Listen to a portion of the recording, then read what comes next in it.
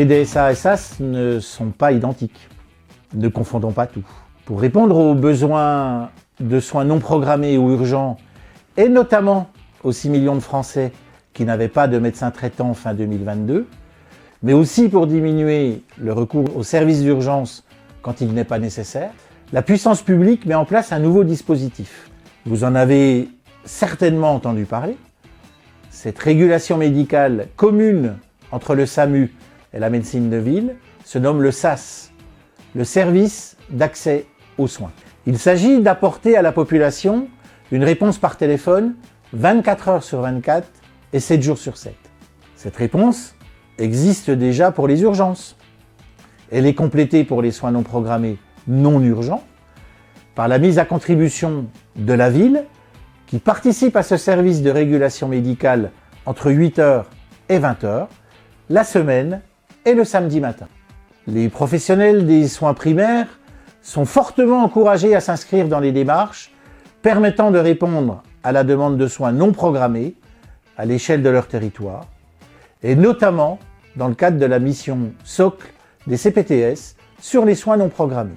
Concrètement, pour le patient, le numéro du SAS est toujours le même, le 15.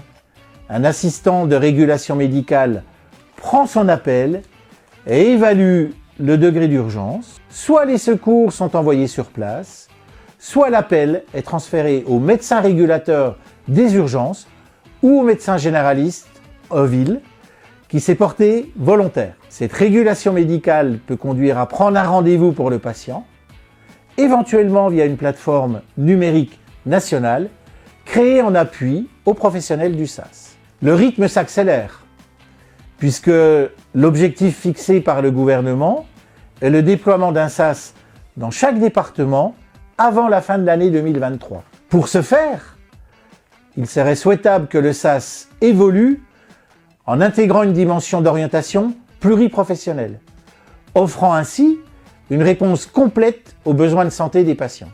Ce dispositif vient en complément de la permanence des soins ambulatoires, PDSA, qui existait déjà.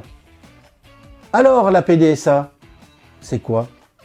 La PDSA, c'est la régulation médicale des appels assurés par des médecins volontaires lorsque des personnes appellent le 15 ou un autre numéro d'accès à la PDSA la nuit, le samedi, le dimanche et les jours fériés. Tout médecin libéral ou salarié peut participer au dispositif en tant que régulateur ou en tant qu'effecteur. En plus des médecins, les infirmiers libéraux sont de plus en plus souvent sollicités, notamment depuis les mesures flash de l'été 2022.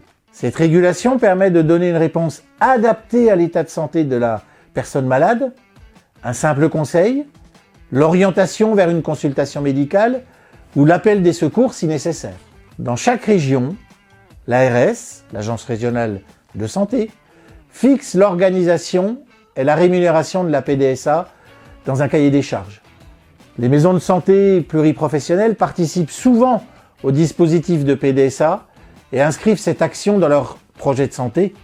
En résumé, le SAS concerne essentiellement les médecins et les appels au 15 la journée en semaine, alors que la PDSA s'ouvre aussi à d'autres professionnels de santé et concerne les appels au 15 la nuit, le week-end et les jours fériés.